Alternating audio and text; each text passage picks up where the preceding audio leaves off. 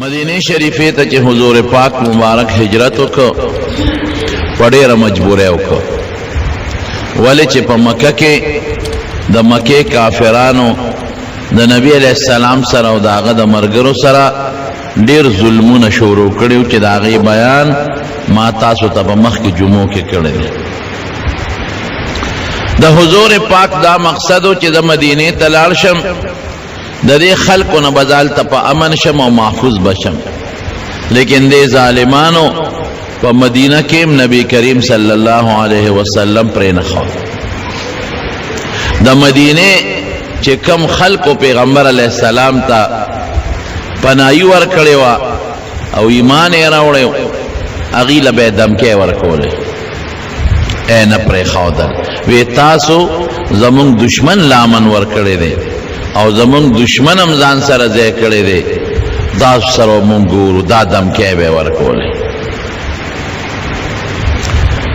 چې کم منافقینو په مدینه شریفه کې هغې منافقانو سره به ساز باز کو او هغې به یې لمسول چې د مسلمانانو خلاف سازشونه وکړي. او په مدینه شریفه کې چې کم یهودیان اوسېدل، چې پیغمبر علیه السلام لاړ د یهودو سره یو معاهده وکړه چې موږ به یو بل ته غږ نه کوو، د یو بل د دشمن مرسته به نه کوو، یو بل سره به د امن ژوند تېرو. نو دې د مکې کافرانو هغه یهودیانو سره ساز باز جوړ که وغیره پیغمبر علیه السلام خلاف لمسول شروع کړل. بل چې په مکه کې کم کمزوري مسلمانان پاتې وو، یا ښځې هجرت یې نشو کولی، یا ماشومانو هغې هجرت نشو کولی، یا غریبانانو او غلامانو، هغې خلکو سره زیاتی شروع کړل، هغه به یې وهل او هغه به یې ټکول او هغې به یې پاتکړو تړل. ډېر انتهایي ظلمونه یې شروع کړل د هغې مکې د کمزورو مسلمانانو سره. د دې نه علاوه داسې ظلمونه شروع کړل چې مدینې ته به لاړل او د مسلمانانو باغونو او فصلونو ته به یې اور ورته کو راتښتېدل به، د مسلمانانو چراګاه و هغې کې به څاروي سرول. کرد ابن جابر فهري دی لاړ او هلته چې د مسلمانانو څاروي سې یې مړه کړل، سې یې ترې راوتښتول او چې کم په هغه درمن کې بوس یا نور کم څیزونه و هغې ته یې تیلې ورته که هغې وله وسوځول. دا ظلمونه دوی شروع کړل. کم مسلمانان چې به په لارو تلل او کافرو له به په ګوتو ورلل او یې ونیول، وهل ټکول به. نبی علیه السلام وی خدای د دې ظالمانو د لاسه خو موږ ډېر تنګ شو، کلي مو ته پرېښو، مکه مو ته پرېښو. خلک وایي ویره نبی علیه السلام جهادونه کړي دي د کافرانو سره، نه به یې کول، څه به یې کول. مکه مو ته پرېښوده، کورونه مو ته پرېښودل، چې کوم په مکه کې زمونږ پټي و هغه م ورته پرېښودل. چا نه ښځې پاتې شوې، خاوندانې مدینې ته لاړل، چا نه بچي پاتې شو، مور و پلار ترې نه پاتې شو، بیت الله پاتې شو، د خدای کور م ورته پرېښود او ترې لاړو، بیا په قلار نه پرېږدي. دې سره به څه کوو؟ نو نبی علیه السلام صحابو سره مشوره وکړه، یو فیصله یې دا وکړه چې د دې ظالمانو نه موږ په څه ځان خلاص کړو. نو د مدینې د مکې نه به شام ته دوی تلل. مکه خو داسې علاقه ده چې هلته خپل فصل نه زرغونېده، نو شام ته به تلل او شام نه به تجارتي غله او دا قصې پیسې راوړل. نو نبی علیه السلام دا سوچ وکړ چې د دوی کومه قافله شام ته ځي، نو په هغې باندې یو حمله کوو. داسې حمله نه کوو چې قافله وله لوټ کړو، خو لږ به ویریږي دوی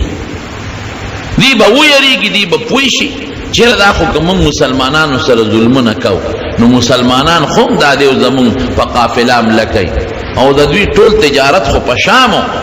او د شام لاره د مدینې خوا کې تېرېدله. نو که دا لاره په موږ بنده کړي، نو موږ به غنم د کمي، زمونږ خوراک به د کم ځای نه او زمونږ تجارت په مکه کې خو بغیر د سرمن نه بل شي نشته، څه به کوو؟ نو د دوی یو تجارتي قافله تله شام ته. نو حضور پاک سره د یو څو مرګنو لاړ، په هغې باندې د دمکۍ او د یرولو دپاره. خو چې نبی علیه السلام په هغه لارې ته ورورسېد، نو دا قافله شام ته وتې وه. نو پیغمبر علیہ السلام سره د صحابه واپس راغله بیا ورته پته ولګېده چې هغه قافله د مکې د کافرو چې کوم شام ته تللې ده واپس را روانه ده نو بیا ورته نبی علیہ السلام سره د ملګرو ووت په اتفاق ده او د خدای خوښ هم داسې وه چې دوی سنګ میدان ته ورسېدل نو قافله ته د لارې نه وتې واپس مکې ته رسېدلې دې لومبۍ ته غزوه ابوا وی او دویم ته غزوه ودان وی بیا نبی علیہ السلام ته پته ولګېده چې د قریشو یو مضبوطه قافله ده او د ابو سفیان په سردارۍ کې ده او ډېر تجارتي مال دی پکې ودرېږه په دې یو حمله کوو چې دې ویریږي موږ نه ملي شي او چې نبی علیہ السلام څنګه عشیره یو مقام دی هلته ورسېد نو ورته پته ولګېده چې هغه قافله شام ته رسېدلې ده نو واپس رالل بیا ورته پته ولګېده نبی علیہ السلام ته چې هغه قافله واپس د شام نه را روانه ده او مکې ته ځي نو نبی علیہ السلام صحابو سره مشوره وکړه وی ځای چې د قافلې پسې د تجارتي کومه قافله ده دې پسې وځو لږ یو پوټی راودوي چې دوی مونږ نه لږ په قلار شي مونږ خو ورته وطن کلي بچي ښځې هر څه پرېښودل بیا په قلار نه پرېږدي مدینې ته راپسې راځي او زمونږ چراګاهونو باندې ورونه ورته کوي زمونږ څاروي تښتوي ظلمونه کوي نو نبی علیہ السلام تیاری وکړه دې درمیان کې تاسو ته مه ووایي چې د انصار د مدینې شریفې چې څومره وو هغوی له به یې دمکۍ ورکولې هغه هم نه پرېښودل چې تاسو ولې زموږ دشمن له پناه ورکړې ده نو د مدینې شریفې یو سردار و د یو لوی قوم مشر و د اوس قبیلې د هغه نوم سعد ابن معاذ و دې لاړ مکې مکرمې ته نو په مکه کې یو لوی کافر د امیه ابن خلف د هغه سره د دوستانه وه دواړه غټ غټ تاجران دا سعد چې به کله مکې ته لاړ د دې امیه سره به دیره او امیه چې به کله مدینې ته راغی او یا د مدینې په خوا کې به شام ته ته نو د دې سعد سره به دیره د دواړو قریبي دوستانه او تجارتي تعلقات نو حضور پاک چې هجرت وکړو دې درمیان کې سعد ابن معاذ وی زدم بیت الله ته یو عمره به وکړو طواف به وکړو چې لاړ د هغه امیه سره دیره شو امیه ته وی اشنا زه خو طواف له راغلی مو د بیت الله طواف کوم امیه ورته وی داسې کار دی هغه ورځې دې لاړې نور کله به ته دلته کولاو ګرځېدې په مکه کې او تم د مدینې سردار یې زمونږ دې خلکو به ستا ډېر زیات قدر کوو اوس د مکې خلک تاسو ته ډېر غوسه دي ځکه تاسو زمونږ دشمن له پناه ورکړې ده امن هم ورکړی دی نو عمره طواف به کې خو لږ په طریقه داسې وخت کې به وځو چې څوک دې ونه ویني هسې نه چې څوک دې ونیوي او څوک د سره جګړه ونه کړي وی څه ټیم وی غرمه د غرمې په مکه کې ګرمي زیاته نو عموما خلک ودي غرمه به وځو نو طواف به وکړې راځې به او بیا به ځې مدینې ته وی ډېره ښه چې څنګه دې ووتل طواف لذي غرمه او چې چا نه یېرېدل همغه حرامي سره ملو شو چې ابو جهل مخې له ورغی دې سعد ابن معاذ ته وایي دې صحابي ته هلکه څنګه بېغمه زمونږ په کلي کې ګرځې او زمونږ دشمن لم امن ورکړی دی او ته دلته بېغمه ګرځې ته خو زمونږ دشمن یې چې دشمن لم امن ورکړ افسوس چې د دې امیه سره زمونږ د سردار سره نه وې که نه چې ته مانه دلته جمدې پاتې شوي تا ته مې چل خوړی سعد ابن معاذ خو هم د قبیلې د انصارو د مدینې د یو قوم لوی سردار هغه چې دا خبره زغملی شوه هغه ورته وی ابو جهل په قلار کې نه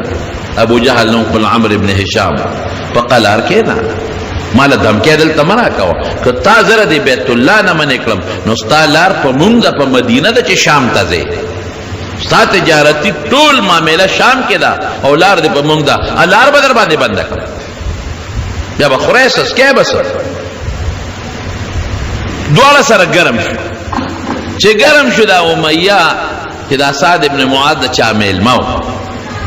هغه پکې منځ کې مداخلت وکړو نو هغه خو وی که زه اوس د دې میلمه مرسته کومه نو قوم کې راته دشمني جوړېږي میلمه به خپل کار کوي نو دی میلمت وی دی صحابی تا سعد ابن معاذ تا الکوی تا خود ما دوست تے او گوری دا ابو جہل دا زمون سردار دی پا دا آواز مرو باسا دی خود ما دا مخطا تا غگ نکر پا دا سلچ غیر او باسے وی خواه زموستا تعلق دوستانا تال تما سر راضی دا تا سر نو تا دا دی خپل کلیوال پر او کلوزه دی پری خودم وی تخو پا قلار کین امیتا وی ستا متعلق و نبی علیہ السلام ویلی دی چی امیه با من وجو تا خو نپری خیر معاملہ دل طرف دفشوا او دا سعد ابن معاذ مدینی تلال واپس او چې دا امیه کور تلال نو خزه تو یا خزه وی ته خبره وی وڅ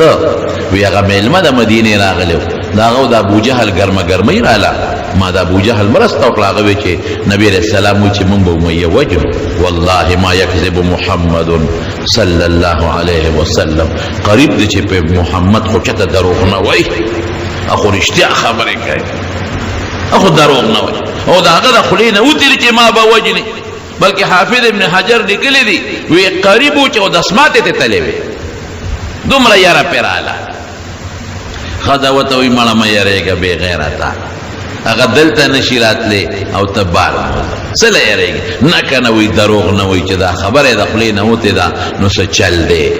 ارزه کې چې په ګوتو ورالم دا مې دې پوری دته وی چې د مدینی خلکو له پیدا دمکې ورکول بیت الله ته نه پرې خودل خدای اوس عجیب نظام کوي دلته د بدر غزا جوړ شو اسنګ جوړ شو چې نبی علیہ السلام په دیار لسم د رمضان په دویمه هجره کې صحابه سره میټینګ کوي ځکه چې زو قومونږه هغه تجارتي قافلې لا اغه دمکی ورکو چې دا کافر مونږ نه قلار شي نو تاسو خو خد کڅوک را سره په خپل خو خزه هم او کڅوک نه ده هم دا سه جنگی لخر له مقابله له نزل نو بعض صحابه کرام اوتل او بعض یو څوک سپات شو دي چې څنګه مدینې نه په دیار لسم د رمضان اوتل بئر ابي عنبه وتوي د مدینې سره خوا کې یو زید یو خشتق خوږی او بوي خلکو بداغې د مدینې توبه راوړل چې ال تور رسیدل نو پیغمبر علیہ السلام ټول صحابه کینول چې کوم ماشومان هغه واپس کړ وی تا والد حضرت براء ابن عازب رضی اللہ عنہ دیم واپس کړ عبد الله ابن عمر رضی اللہ عنہ اسامہ ابن زید رضی اللہ عنہ زید ابن ثابت رضی اللہ عنہ دا واړه صحابه کرامو اسید ابن حذیر رضی اللہ عنہ دے واپس کړ صرف یو صحابیو عمر ابن ابی وقاص اپ جلاش کہ نبی علیہ السلام واپس کاو نو پیغمبر علیہ السلام اغلی اجازت ورکړه وی راځي چې څنګه دغه دینه دوی مخکې لاړل مقام روحا وتوی التا نبی علیہ السلام سره صحابه ورسید نو حضرت ابو لبابه رضی الله عنه دې اولېګه وی ته مدینه ته د مدینه امیر شوی تر سوچ زنیم راغلی زما جان قائم مقام بته دی واپس او قافله او دو جاسوسان اولېګل د یو نوم حضرت بس رضی الله عنه او د یو نوم حضرت عدی رضی الله عنه دا دواړه اولېګل وی تاسو لاړ شئ او د قریشو دغه تجارتي قافلې مولا جاسوسي معلوماتو کې چې دا کم ځای را روانه ده مونږ یې کم ځای مخو دا دواړه تورسو د روحانه چې صحابه کرام لګ مخکې لاړل یو بل مقام د صفرا وتوي هغه صفرا ته ورسېدل نو هغه دو جاسوسان راغلل د نبی علیہ السلام چې کوم دو جاسوسان هغه پیغمبر علیہ السلام تعالی وی سید وی دا قریشو د تجارتي قافلې د مدد د پاره د ابو جهل لخر را روان دي نو نبی علیہ السلام دغه ځای کې صحابه سره مشوره وکړه او د ابو جهل لخر ول څنګه را روان شو ابو سفیان ته پته ولګی دا غره تجارتي قافله مشر چې ما زما د پاره خو مسلمانان روتی دي چې تلم شام ته بچ شم اوس واپس چې زم نو روتی دي نو یو هغه یو کافر او زمزم ابن عمرو غفاری هغه له یو تیز اوخ ورکو وی پدی اوخ بزغله او ځان مکه ته رسه او مکه کې د اعلان وکا چې تاسو کومه قافله را روانه ده د تجارت دا ابو سفیان اغي زرا لګلې اغي وی چې زمون مدد لروزه مسلمانان په مونږ حمله کوي او دا دامره تجارتی قافله و چې د مکې د هر کور مال پکې چا به څوک به پخپله تلل چا به بل مال ورکړی چې دا ځان سره یو څه ګټه منی وي د هر چا مال پکې ډېر مضبوطه درنه قافله وه نو زر راله روزې مدد لو کرو نه وته نو موږ به مسلمانان وجني او قافله هم لوټ کوي نو زمزم ابن عمر دی چې راورسېد نو د هغې به دا قانونو چې هغې به خطرناک خبر نو صادر به د سر نه داسې تاوه صادر به اوچت کا او تاوه به او چغې به ویل یا صباحا یا صباحا نو خلک به ورته راجمع شو دې زمزم ته ابو سفیان وایي ته به دا چلو کې چې ته به د اوښ دا پوزه زخمي کې چې وینې ترې بهېږي او د صادر په ځای به جامې وباسې او ابه تاوې نو خلق به پوه شي چې مسله ده ډېره خطرناکه ده نو خلق به دله په منډه راولي نو دې زمزم همغه چل وکړه د اوښ دا پوزه یې زخمي کړه هغې نه وینې بهېدې او جامې یې وویستې بیا د سر نه تاولې نو چې خلقو قتل ټول ورته راجمع شو چې خدای څه مسله ده ماشومانم ښځې بوډاګانم ځوانانم هلکه خیر دی ته خو زمونږ هغه تجارتي قافله کې تللی وې که نه و یو ابو سفیان راولېږلم مسلمانان ستاسو په قافله حمله کوي مدد له وله راولئ ابو جهل لښکر تیار کړ اوس د خدای شان دی هغه امیه چې هغه سعد ابن معاذ ورته ویلي چې نبي علیه السلام به دې وجنې پرېږدي دی نه هم د مکې غټ سردار ابو جهل په دې سردارانو ګرځېدل چې داس مشران راغونډ کړه ملکان به پخپله ځي یو امیه له راغی امیه ته وایي چې کاکاجي نیمه شروع څنګه چل به کوو مشره هغه وایي زه خو ناجوړه یم هغه ته خو ښځې ووایي ورته وایي خبره دې یاده ده د مدینې هغه ملګري چې درته ویلې وایي یو یاده مې دی پام کوه ګوره ونه ځه وایي نه ځه چې راغی زه خو ناجوړه یم بیمار نشه ابو جهل هم پوره شیطان هغه وایي چې زه دې ځمه ستاسو ته به څنګه مانه پاتې کېږي وایي ګوره ته مشر سردار او چې ته نه ځې د هلکان هم نه ځې ته مهرباني وکړه مونږ سره وځه خامخا دې کله یو بانه ناجوړ یم او دوه نوکران به د ځان پسې ولېږم او درې به ولېږم او څلور به ولېږم ابو جهل ورته د هلکانو جرګه راوسته دا ماشومان دي او ته نه ځې د ځوانانو یې وله راوسته د بوډاګانو یې وله راوسته وایي داسې کار دی ځمه خیر د جنګ له خو لږ غوندې را سره په لاره لاړ شه چې ستا د وجې دا نور وځي چې ته نه دي دا نور پاتې کېږي نو خیر دی بیا به دې را واپس کړو نو وی زه ډېره ښه ده نو یو اعلی اوښ ځان لالمه کور ته چې راغې ښځه ورته وایي تا خو نه ځمه او تا وایي چې ما ته خو هغه د مدینې هغه ملګري ویلي چې نبي علیه السلام وایي چې زه دې وجنم او دروغ هم نه وایي وایي ښځې ځم نه لږ غوندې ورسره وځم یو ورځ مزله او داسې اوښ مې ځان له اغېشتلی که نه چې دوی په ما پیږي را تښتېدلی به یم دی ځم نه ورسره وایي ښه ګورې پام کوه لاړ نه شي ګورې کم وخت ته مړ به دې کړي وایي ډېره ښه ابو جهل پوره شو هغه وی چې دې کاکا به د خامخا رسول نو یو دوه درې څلور هلکان یې پرې مقرر کړل هغې ته یې وی چې ګوره دې د نه ونه تښتي د ده څوکۍ تاسو به نور څه نه کوئ خو د امیه څوکۍ به کوئ چې دې ځان سره ورسول دوی چې څنګه د مکې نه روان شو نه خو به پیاده مزلې وې یو ځای کې دمه وکړه خیمې ښخې کړې نو امیه ځان ته اوښ نږدې وتاړه دې مطلب و چې شپه ده دا خلک وځي شي نو غلی به په اوښ په ور واړو متختم به ځم به نو چې دې سنګ پاسې دغه هلکان خو ورته ابوجهل پرې کړي هغې زر را منډې کړې کاکاجي خیر دی مونږ ولاړ یو څو لوټه پکاري او دسماتي له اوبه پکاري بل څه پکاري خدمت ته ولاړ خدای دا ماشاءالله کار د کوم ځای نه ویښ پراته دي وی نه تاسو څه شی څه خبره نشته نه نه کاکاجي مونږ ستا خدمت ته ولاړ یو ته دې ویښ مونږ دې ودیو سړی پوه شو چې دې خو کار ونه که زه بل ځای کې چې که خیر یې دمه کوو هلته نه به راتښتم چې بل ځای قافلې شوارو دو شوارو د مزلو په یو ځای کې دمه کوله دی بیا چې نیمه شپه شو ټول خلک وده دي نو دی غلې غوندې راپاسېد خپل اوښ له هغه هلکان خو ورته پیو هغې ولې زر رامنډې کړې کاکاجي په خیر څه چل دی ناجوړی خېټه کې درد دی او دسماتي ته ضرورت دی اوبو ضرورت دی خدای پاکه اوده شی سر کوزو خو چې لقم را پسې رامنډې وهې هېڅ حاجت هم نشته تاسې راپاسېدم چکر لګو نه کاکاجي چې ته ویښې مونږ له خوب راځي مونږ به ستا خدمت کوو التنم کا خواندونه کا په درېمه مرحله کې اخره کې خدای بدر ته ورسو تا ته خلکو مخې خو راتلی نه شم بیا ورسېد او بیا به یې راته قصه وکړم بدر کې خدای مرداره وکړه دلته کې چې دا سړي کوم وخت کې راغی زمزم ابن عمر او د دشمن ابو جهل را پاساو نو د نبی کریم صلی الله علیه وسلم ترور د بیبي عاتکه هغه خوب ولیدو حضرت عباس رور وغیره وغوښتو رور یو خوب می خطرناک لیدلی دی بیګا وی څه خوب دی لیدلی دی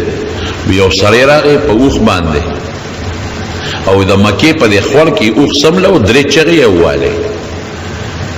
او درې چغې کې څه دي اواز یې دا وکړو چې قوموا یا آل غدر الى مسارعکم اخرجوا الى مسارعکم اے دوکبازو پاسه او خپل مرگ زیت ځان ورسوي فی سلاسن درې ورځې اے دوکبازو خلقو د مرگ زیت درې ورځو کې ځان ورسوي وی دا چغه والا وی خلق و تراغون شو وی بیا د بیت الله خواله راغی او التکم دا چغه والا درې چغه والا او بیا د جبل ابي قبيس ته براو خطر او د جبل ابي قبيس نه یو غټه تیګر واغښتا او غیلان درو غردولا وی هغه تیګر ډکرې شو او دا غي ذره د مکه ار کور ته ورسېده بی بی عاتکه د حضور پاک ترور دی عباس رضی الله عنه اخو مسلمانو خو پټ هغه ته وی سم مسله خطرناکه پیخیږي ما دا څه خوب لیدلې دي دا هغه دوست ولید ابن عتبہ هغه ته وی ولیدا وی دا خوب ال تویم زما خور دا څه خوب لیدلې دي او چاته به وینا هغه خوب ال پلار ته وی عتبہ ال ابو جهل ته خبر خورش حضرت عباس وی روانو چې ابو جهل आवाज راکړ امام ابو الفضل دلته راشه ورنه وی تاسو سړو خو د پیغمبره داوا کړی و خو د خزو نمنو خبر اوس استاد خزو د پیغمبره داوی شروع کړی وی مې چې څه چل دی وی چې ستا خور خوب لیدلې دی په ما ځان نه غرض وکړ وی دا پته به ولګي چې دا او چې د تیګ ډکرې به زمون کورونو ته رارسي او که د مسلمانانو کورونو ته برسي ما ځان غلې یو دا خوب وی چې دا سنگ دا خوب ولیدل شو نو دې کې زمزم راغی او خواله اعلان وکړي چې د قافلې خبرم والو د قافلې مدد لرو قافله روانه شو او قرآن شریف کې الله تعالی فرمایي ډېر لوی په قبر روانه شو ډېر لوی تکبر سره او شرابونه ځان سره واغشتل او زر کسان وتل د زرو نم زیات جنگ پاتې شوی زر کسان دي د زرو نم زیاتو او ار یو سره تورا وا زغره چولې وي وسو ور سره سونه او خان 700 او 300 ور سره اسونه او شاه سوارانو هغه تشه سونه نه هغه خلک چې هغه نه زباده به کول 300 شاه سواران وسو ور سره او خان او ټول مسلح او مسلمانانو سره سره مسلمانان 300 دیار دسل دا زر غدرې سوال مسلمانانو سره ټولو سره ټوټل شپږ اته توري دي ځکه هغې خو د لښکر د جنگ په نیت نور راغلی هغې خو د ابو سفیان د تجارتي قافلې په نیت راوتو نو اته سره توري دي 2 سره اسونه دي دوی سره 300 اسونه هغې سره 2 اسونه دوی سره 200 اوښان هغې سره او یو خان دي او یو خان داسې چې د سورلې خان دي 3 کسان به په سورېدل لکه 2 په سوارو یو به پړی نیولې یو به برخته ده چې ستړی کېده به بل به کوزېده نبی کریم صلی الله علیه وسلم سره اون 2 کسان مرګري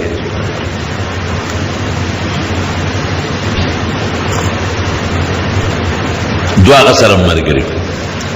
یو سره حضرت علی رضی الله عنه یو سره حضرت مقداد رضی الله عنه پدری کسه یو کو حضرت مقداد رضی الله عنه وی 2 بسوارو یو بکوزیده وی پیغمبر علیہ السلام د کوزیدو نمبر را مونږ د خدای رسول ته بنه کوزیږي تکینه او زو علی بکوزیګو بس کله به زه پیاده سفر کوم علي به برئ، کله به علي کوزېږي زه به برم، ته به نه کوزېږې. وی نه تاسو ما نه تکړم نه یې او زما په نسبت ستاسو ثواب زیات نه دی، خو زما زیات خوښ دی. وی قسم دی چې حضور پاک به په خپل نمبر کې کوزېده او د اوښ پړې به یې نیوه، نوم به به رسوال. داسې عاجزي به په نبي علیه السلام کې او بهترین اخلاق. نو او یو خان، دوه سونه، اته تورې، شپږ زغرې او باقي ټولو سره د کجورو ډنګونه او کافر ټول مسلح دی، هر یو سره توره او زغره او نیزې دي ورسره او لوی د جنګ په نیت را روان دي. ولا تکونوا کالذین خرجوا بطرا، قرآن شریف کې الله وایي دغه خلک چې د کبر او د جوش په انداز راووتل. چې ابو جهل لښکر راووته نو جهم ابن سلط دام د پیغمبر علیه السلام د خاندان نو، هغه وی ما یو بل خوب ولیده، وی رالما وی خوب دینم چې یو سړی راغی مکې مکرمې ته او په یو دغه باندې سور دی په اوښ باندې، او چې څنګه راغی نو اوښ سملو او په توره ووو او د هغې نه دا وینې داسې اوچتې شوې او چې څومره د مکې د خلکو خیمې دي نو خیمو ته ساس کې ورسېدی. هغه ملګرو ته ووایي چې داسې خطرناک خوب مې ولید. ابو جهل بیا عباس رضی الله عنه ته عباس دلته راشه، تاسو کې خو ډېر پیغمبران پیدا شو، خور دې بله پیغمبره د خوبونه نه دا دی بل پیغمبر پیدا شو او پته به وسو لګي چې وینې به زمون خیمو ته راځي او که وینې به ستا درواره خیمو ته ځي. دا دویم خوب شو. دې خوا د ابو جهل لښکر روان د ابو سفیان د لښکر د مدد دپاره. هلته نبي علیه السلام د روحا مقام نه دغه دوه کسه جاسوسان ولېږل، هغوی واپس رالل. دې وخت کې پیغمبر علیه السلام یو مقام د صفرا ورته وایي، هلته رسېدلو چې جاسوسان واپس رالل. جاسوسان ورته الوي وی صاحب دونه مونږ خبر شو چې د ابو سفیان د قافلې دپاره د ابو جهل قافله را روانه ده مدد دپاره. نو نبي علیه السلام ټول صحابه کېنول، مشوره ورسره کوي. ودرېد نبي علیه السلام لاولې دا خبره وکړه ما تعویذه راته خپله د الله چې ما ته څه ویلي دي درته وایم، باقي ستاسو خوښه ده چې څنګه ستاسو فیصلې هغسې به کوو. ما ته خو رب العالمین دا ویلي دي چې دا یو د ابو سفیان قافله ده را روانه ده، یو د ابو جهل لښکر دی را روان دی. دې دوو کې چې کم سره تاسو مقابله کوئ نو په دواړو به خدای ګټه درکوي.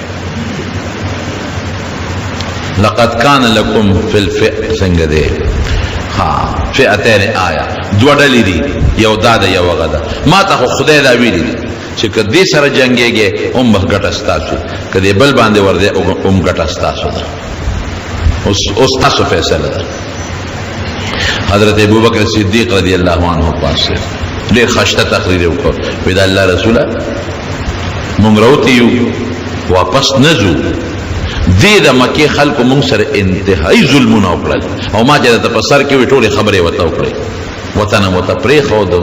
بچي مونږ نه پاتې شو، چا نه ښځې پاتې شوې، مالونه پاتې شو، ځمکې پاتې شوې، 400 کیلومیټره هغه وخت کې دوی هجرت کړی، مونږ ته دومره مزل وکړ، په هغې کې دې مونږ نه پرېږدي.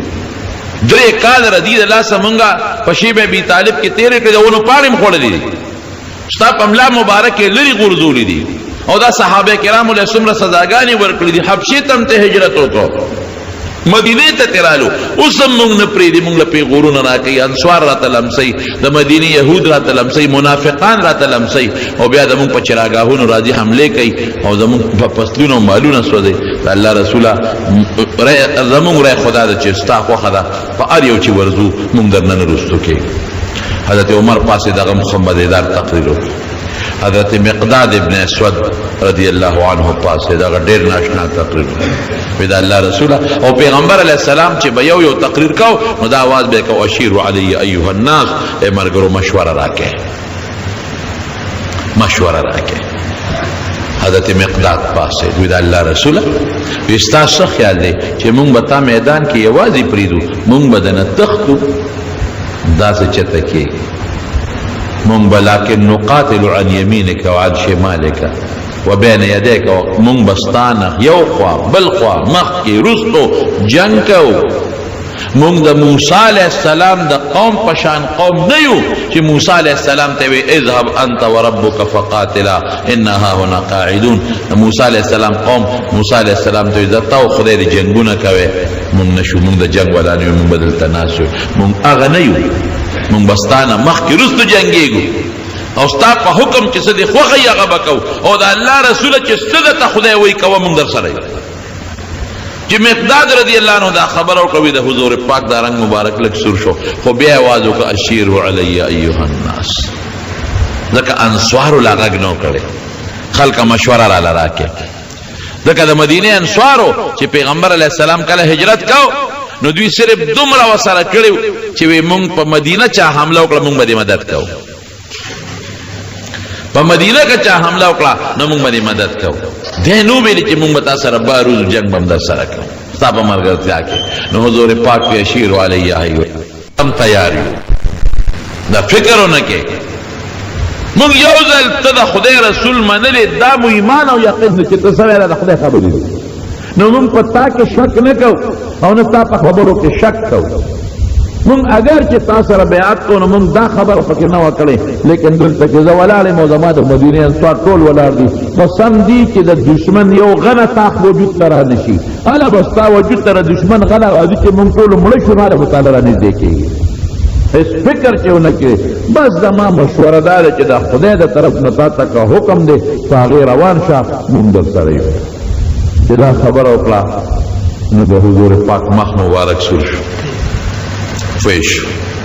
په ډیره خبره ده وی خانو د خدای حکم خدا دې ماته چې دا دوه ډلې دي تجارتی او دا یو بلا چې په هر یو ورده نو دا به تعالی درکوم خو زماره دا چې دا د ابو جهل د لخر والا دشمن خده په دې بل نه ورځو دې له موږ صرف دمکې لروته چې دی ویریږي او موږ نه په قلار شي اوس خو لخر راغی ورځو او فکر مکوي الله مدد موږ سره دی اگر دو کسانی ولېګل وی دی لا شه معلومات کوي چې د ابو جهل لخر به کم ځای را رواني او کم ځای به هغه لاړل او صحابه کرام روان شو په لار روان دي هغه چې څنګه لاړل هغه بس بس ودی نو دا بدر چې کم ځای کې کوي دی د دوی کوي سره دی ورغله دا دو صحابه او دا کوي مشکونه د وبوډا کول او خانه هغه یو ټیلا والتا سملولو او رال د کوینه مشکونه راکې د کوي په غاړه یو سوجي نه کېږي هغه مو د کوینه وبوړي هغه یو جنې بل ته و چې زما قرض راکړه ابل جنې وته لک صبر وکا د ابو سفیان د قریش قافله را روانه ده او سبب بدل تر راشي نو زما سره سامان دیغه په خرج کما نو پیسې به نقد کم مطالبه خپل پیسې درکم اوس دا صحابه دا خبري اوري دي هغه خو ده مشکونه ډکل او په خانو کې نه کې خودل او راغل نبی علیہ السلام لا وی سیب دقه سي دوجی نه کې یو بل سره په جګړه یو د بل نه قرض غوښته بلې وی چې د ابو سفیان قابله سره قافله دلته سبا را رسیږي دا قافله چې بدلی دی به یو ځای کې دمک ولا نو هغه بس خرید او فروخت خلکو سره د علاقه کو نو معلومیږي دا چې بدر ته سبا د ابو سفیان قافله را رسیږي حالت ابو سفیان ته پته لګیدلې و نو هغه خپل جاسوسان هم خوار کړو او په خپل هم ګرځیدل ځکه دغه علاقه ما لیدلې زو د تلیم د بدر د علاقې ته دا چې واړه غرونه دي او په غرونو کې دنه لارې دي دلته لار ده الته لار ده نو یو د غرنه یو خو بل د غرنه بل خو یو بل ته نږدې خو ښکاری نه ابو سفیان په دیو چې اسنه چې تلارو کې مسلمانانو لمخله ورنشو نو هم ګرځیدل لګیا دی او معلومات کوي چې مسلمانان کم دي د کیلا پر رسید ابو سفیان چې را رسید د کی په غاړه غجینه کې ناشته غجینه کو ته وسه ناشنا خلق هم نه لیدل په علاقه کې څوک ناشنا خلق هغه وینا ناشنا خو مونږ نه لیدل وسه ګاڼه ګونه وینا یره یو دو سړیوس دل تراله او د دې کوینه د وبو مشکونه ډکل او لاړ وی پسو پیاده راغلو کو پسارو باندې وینه په خانو راغلو وی خانه کم ځای سملولو وی خانه غټېلې شاته سملولو غونډه شاته ابو سفیان ډیر خيارو چې هغه خانو لورغه نو خو چې ځای کې سمله خامخه پچې کوي سوټه کوي نو چې هغه خانه هغه پچې وکتې نو هغه ماتې کړې یو پچې ماتوله نو په هغې کې هډوکې راوختل د کجورو نو دونه تجربه کارو کنه چې هډوکي څنګه وکتل وی والله نواتو یسرب وی قسم په خدای چې دا هډوکي د مدینې د کجورو هډوکي دي دا خانو د مدینې کجوره خوړلې ده او هغه هډوکي پکې دا غدي او معلومیږي دا چې مسلمانانو هم دې غونډو کې غیر چاپېره دلته چته دي بس زر خپل قافلې ته لاړ روخې د قافلې د دریاب په غاړه کې روخې بالکل بدل کړ چې دلته مسلمانان دي لارې بدل کړه د مکې طرف ته او محفوظ شو التلا ابو جهل قافله را روانه ده هم په دې لار روانه چې زمزم وتویلو چې په دې پلان کې لار باندې قافله راځي ابو سفیان غوس رخ بدل کا هغه په دې لار راتل هغه بدر تر نږدې دي اوس د خدای شان ته ګوره یو غونډه شاته مسلمانان دي بل غونډه شاته کافر دي یو بل نه دي خبر حضور پاک مونږ کو یو دو کافران غلامانو د کافرانو صحابه په لار کې ونیول تاسو ته یو کسو کې غیزان نه خو چې دوه درې غزار یې ورکړل ځان یې خو موږ د ابو جهل د لخر خلک ری وستل داسې اوس نبی علیہ السلام مونږ کوي دوی وحی لګیا دي د ابو جهل د لخر کله ابو سفیان دروغ وایي هغه ته خدا پته نه و چې د ابو جهل لخر را رسیدلی هغه خو د ابو سفیان د قافله ده کړ نو دی به وهل نو چې وهل به او د ابو سفیان د لخر یو د ابو سفیان جدي به پرې خودل وی خدا ابو سفیان لخر کم قافله کم ده نو هغه بیا یې موږ د ابو جهل د لخر نو دی بیا سپېړې ورکړي چې دروغ وایي شابه د ابو سفیان د قافلې دی به او محمد خدا ابو سفیان ها کم دی قافله نه ماته موږ څه په موږ د ابو جهل چې حضور پاک سلام وګرځاو نو مسکې شو وی چې دروغ د توي نو پرې ده او چې رښتیا راته وای نو وه ورته الله رسوله وی دا ټیک وی دا د ابو جهل د قافلې دی بالکل مال راوله وی تاسو د ابو جهل د قافلې دی وی څومره کسان دي وی صرف شمیر راته نه دی معلوم وی صخري وی خان لالی وی دروازه سو خان لالی وی نه یا لس نه لس خان لالی او دا غي وخه خوري حضور پاک په بس یا نه سعودي ازر دی دا نه سو د زرو په مینس کې دي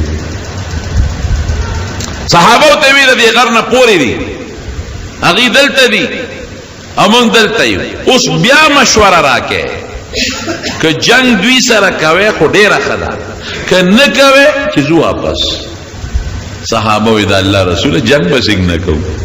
اوس خو واپس زو سبا برا پورې خلک خان دي چې هغه تجارتي به سر او سامان قافله وا ناغي پس تلل او چې کم لخر راغی دا تورو نه زو ولا ناغي نه تختی او سوخا مخا جنگ کوي او ولی به جنگ نه کوي د مسلمان د پاره جهاد کې دوه خبرې دي که مر شو شهید شو جنت تلار که جمدی پاتې شو نو غازی شو مجاهد شو گناهونه لړ ختم شو مونږ له په دواړه کې ګټه ده زمونږ د روجي او منځونه او حجونه او ذکرونه خو دې د پاره دي چې مونږ په خدای رضا کړو نو په اسانه ولې رضا نه په دې په اسانه رضا کې چې مړو شنو چرته بزو خو جنت ته تارا ته ویلي دي رښتیا خبره ده خو جنت ته بزو کړ نبی رسول الله ډېر دا چې کوم ځای جنگ شوی دی بدر وته وای یا خدا د دې قوم د مشر نوم وي بدر او یا دغه ځای کې چې کوم کوي دی دغه کیو په پاکي خوږی وي خلکو وړي دغه کوي نوم بدر نو په دې وجه دغه علاقې ته بدر اتفاق دا چې نبی رسول الله څنګه بدر ته را داخل شو د دې نمخ کې د ابو جهل قافله راغلی و د کوي غاړه او چې کوم پاک اعلاز او هغه ویني ولې بس یو بل سره مخامخ اوس مخامخ دي شګي دي او بم پکې نشتا او شګ شلاکه شګ نن هم دا نو نبی علیہ السلام الته کې صحابه ته خیمه اخی کې بای صحابه علی نبی علیہ السلام لا ویسه ته چې دلته کې دا پمون دی رکه د کافر په مقابله کې دا د خدای په حکم دی او کنه اسه دلته مون دی رکیږي که اسی وي خدای د جنگ نه دی بل خوازو نو بل علاقې ته لار شو داسې نږدې بل میدان ته دا کافران بر پسې راځي ته به سره جنگ وکړو او کنه د خدای په حکم یې نو بس بیا خو چې څنګه تا خوښي حضور پاک او فرمایل د الله په حکم یو صحابي د جنگ ډېر ماهر و هغه وی صاحب د الله حکم خو بصر او چشم خو جنگي طریقه دا نه ده دا چې مونږ کوم ځای پرېوتو ځکه شګه کې منډه نه والي کېږي مونږ منډه وو شګه کې سړی ستړي کېږي شګه ګرم هم ډېره زیاته بل اوبه نشته او په جنگ کې د اوبو انتهایی ضرورت دی نبی علیہ السلام ما ته د الله حکم دی اوس خوښه ستاسو ده وی چې د خدای حکم دی بیا پکې څه دي قدرت ته ګوره د شپې خدای باران وکړ قرآن شریف کې الله تعالی فرمایي چې باران شو هغه شګه کېناسته تو ختم شو او دومره باران وشو چې صحابه ځان له ډنډونه جوړ کړل هغه کې اوبه درېدې بای صحابه وجودونه پلیت شوي جنابت لوی بېودسي پرې راغلې وه هغې پکې هم لمبل مشکونه هم تېره کړل او د کافرو طرف ته چې کوم علاقه وه چقړه شوه چې هغې به منډه واله را پرېوتل به خو چې منډه به یې واله را پرېوتل به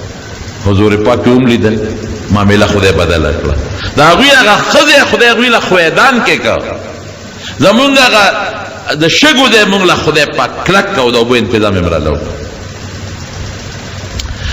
حضور پاک داسې یو ټیله غوندې و په هغې باندې صحابه یو سفر جوړ کړ وی صاحب تا یو سفر جوړو وی ته به جنگ کې شرکت نه کوې ته د دې ځای نه مونږ ته هدایات را کوه او د دې ځای نه زمونږ تماشه کوه چې سفر یې ولا جوړ کړو دا حضرت ابوبکر صدیق او نبی علیہ السلام ماښام هغه سفر ته ننوتل او هغه سعد ابن معاذ چې د مدینې په سردارانو کې سردار و هغه توره په لاس د نبی علیہ السلام ټوله شپه څوکۍ وکړه حضرت ابوبکر صدیق وی مونږ ټوله شپه خوبونه وکړل او قسم دی که حضور پاک د شپې 1 منټ او 2 منټه موده شوي ټوله شپه الله ته په عبادت او الله ته په زاره او عجیبه تاریخی دعا حضور پاک په دې مقام کې غوښتل تاریخی دعا وی الله ما ډېر محنت وکړ په مکه مکرمه کې په مدینه منوره کې او خدای دا 314 مرګري میدان له پیدا کړی دا 314 نور نشته په مخ د ځمکه ستا نوم والا دقه دي نور نشته او الله دا ډېر غریبانان دي خدایا مالدار نه دي ګوره مالدار هغه دي مقابله کې راته ولاړ خدای دا کار دا بندو والا نه دي منډو والا خدای هغه دي مقابله کې ولاړ خدای دا بے کسه بے سوک دي کبرجن نه دي کبر والا خدای هغه دي مقابله کې ولاړ یا الله دا شلیدل جامې دوی چولي او دا چا سپلیم نشته واقعي د ډېرو صحابو پکې سپلیم نه پیبل پیروان بے سره بے سامانه دي خدای دوی سره اس وسله نشته صرف دغه څو توري دي خدای هلته ټول مسلح دي اس وسره نشته صرف یو څیز دی پروردګاره چې هغه ستا په دشمنۍ تا ته مقابله کې ولاړ دي او دا زما د فقیران مسکینان بې څوکه خدای ستا په امداد د دوی یقین او ایمان دی الله ما به نه ذلیل کې ګورې خدای ما دوی سره وعده کړې ده چې تاسو سره به خدای مدد کوي نو خدای ما به نه ذلیل کې الله ما به نه رسوا کې ګورې خدای ما به بے وعده کې نه ځکه ظاهر کې خود سړی دې ته ګوري نو 314 زر او د کجورو د ډنګ مقابله په توره کم ځای کېږي او پیاده مقابله دغه سره کم ځای کېږي د اوښانو د اسونو سره کم ځای کېږي وی خدای ما به نه رسوا کې الله ما به نه ذلیله کې ګوري او ما به نه بې وعده کې خدای ما وعده کړې ده او یا الله که دا 314 مسلمانان دې مړه کړل دوی سرونه ستا په ذات او ستا په دین تیار ولاړ دي دې ته ولاړ دي چې دې ستا په دین نن سرونه ورکوي بالکل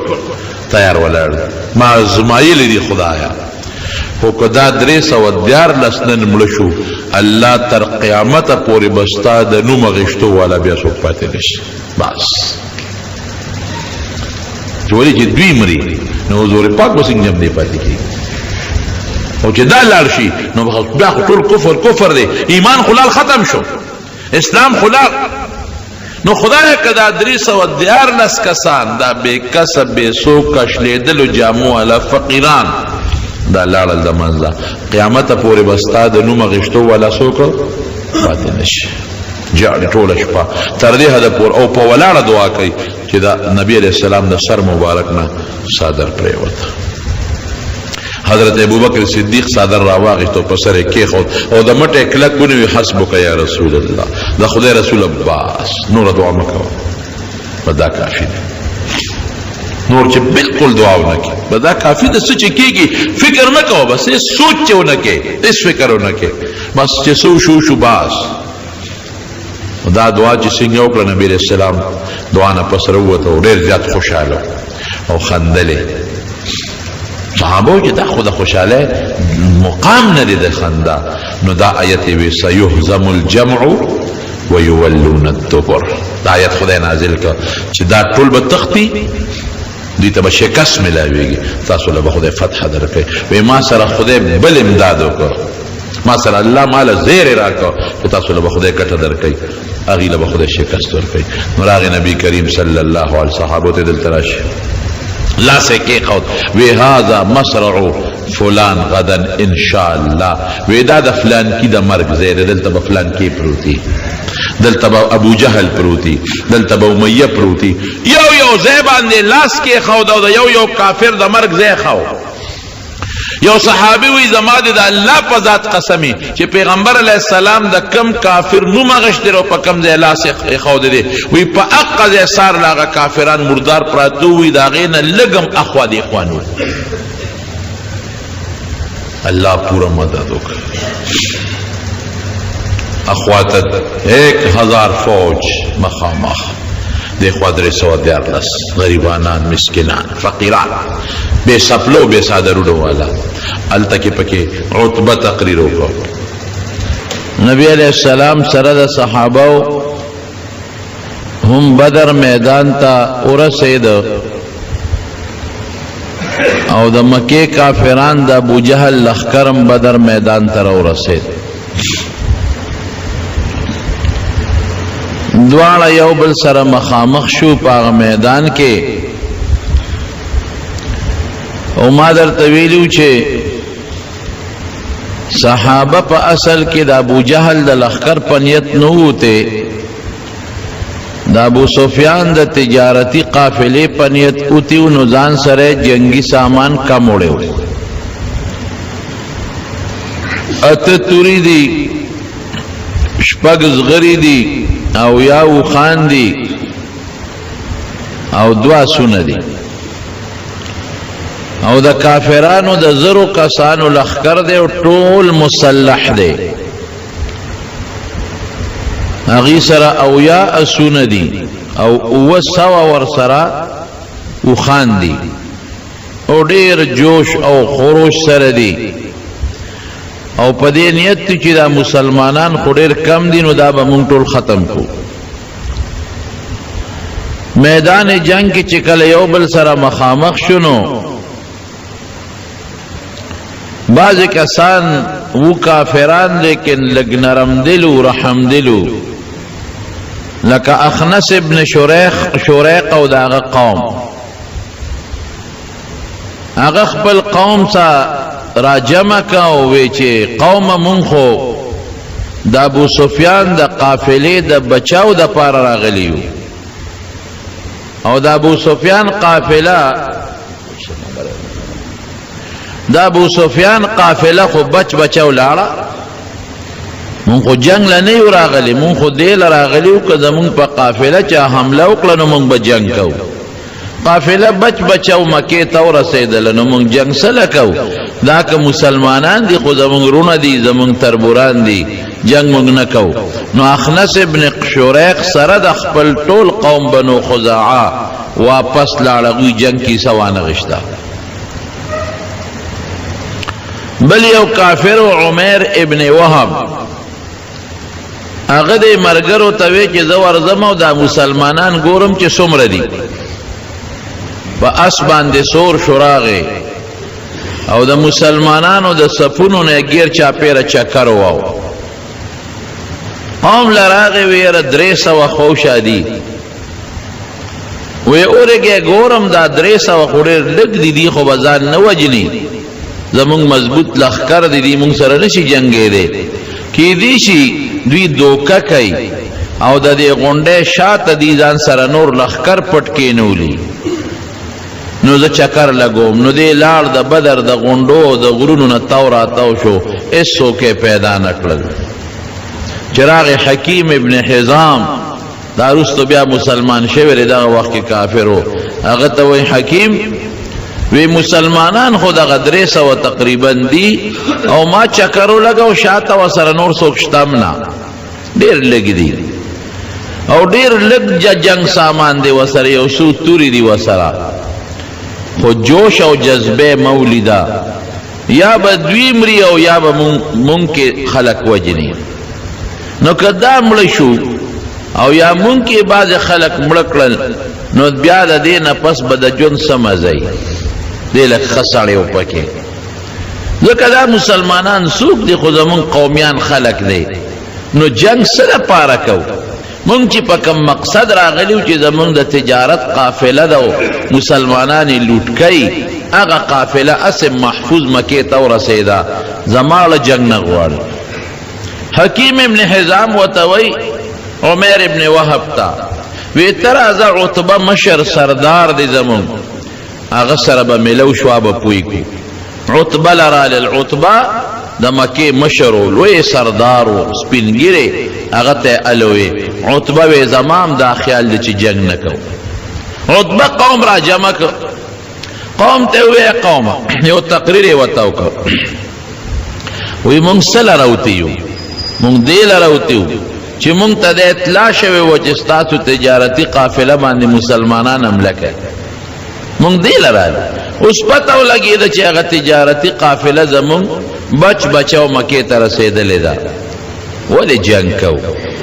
که دا مسلمانان دي نو یا د چا رونه دي د چا بچي دي د چا تربوران دي د چا پلاران دي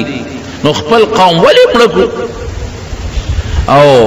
یو عجیبه خبره یې وکړه وی پرېږدی دا محمد او د هغه ملګري صلی الله علیه وسلم پرېږدی که چا مړ که مونږ به خلاص شو او که دله خدای غلبه ورکړه او دی غالب شو نو زمونږ د قوم بچی دی د عزت زمونږ عزت دی څه بده خبره خو نه ده که دی غالب شو خو زمونږ بچی دی د دې عزت زمونږ عزت دی او که چا بل چا مړ که نورو خلکو ته به یې پرېږدو نو مونږ هم ترې خلاص شو قوم ټول عتبه سره ودرېد وی بلکل او د هغې وجه څه وه عتبه ولې دا خبره وکړه عتبه ځکه وکړه چې ما تېره جمعه تاسو ته 2 خوبونه ویلي 2 خوبونه یو بیبي عاتکې خوب لیدي و هغې نه معلومېده چې دا مسلمانان بریمونې او کافران شکستونه او یو د جوهیم ابن سلط خوب و هغې نه هم دا معلومېده چې مسلمانان بریمونې او بل د دې عتبه یو غلام عداس